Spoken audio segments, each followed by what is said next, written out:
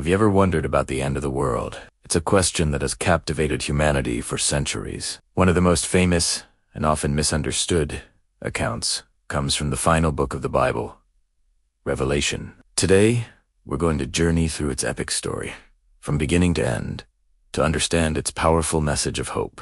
The book, written by a man named John, begins with a series of letters to 7 early churches. Think of these as spiritual report cards, offering encouragement and correction. But then, the vision expands dramatically. John is taken into the heavenly throne room, a scene of incredible majesty and worship, where he sees a scroll sealed with 7 seals. No one is found worthy to open it, except for a figure described as both a lamb and a lion representing Jesus Christ. As the lamb opens each seal, a series of dramatic events unfolds on earth. We see the famous 4 horsemen, symbolizing conquest, war, famine, and death.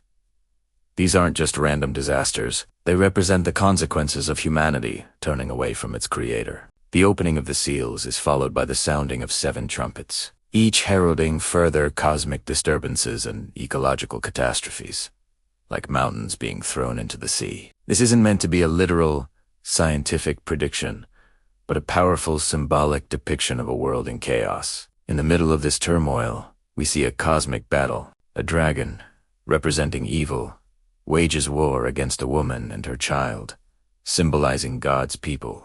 This highlights the central conflict of the book, the struggle between good and evil. We reintroduce two beasts, one from the sea and one from the earth, who deceive the nations and enforce allegiance to the dragon. This part of the vision is a stark warning against compromising our deepest values. But just when things seem darkest, the story shifts. 7 bowls of goddess wrath are poured out upon those who have aligned with the forces of darkness, culminating in the final battle known as Armageddon. It's crucial to understand that this isn't about glorifying destruction. Instead, it's about the ultimate and decisive victory of good over evil. The powers of chaos and oppression are finally brought to an end. After the battle, a period of 1,000 years, often called the millennium, begins. This is a time of peace and righteousness on earth. Following this, there is a final judgment where all of humanity is held accountable for their actions. This isn't about a vengeful God, but a just God who sets all things right. It's a moment of ultimate accountability and truth.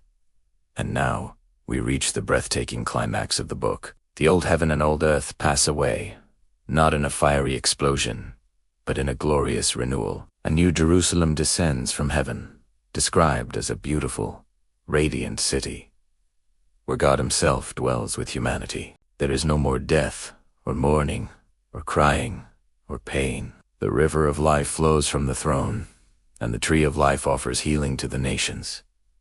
The story doesn't end with destruction. It ends with restoration, a new creation, and an eternal relationship with God.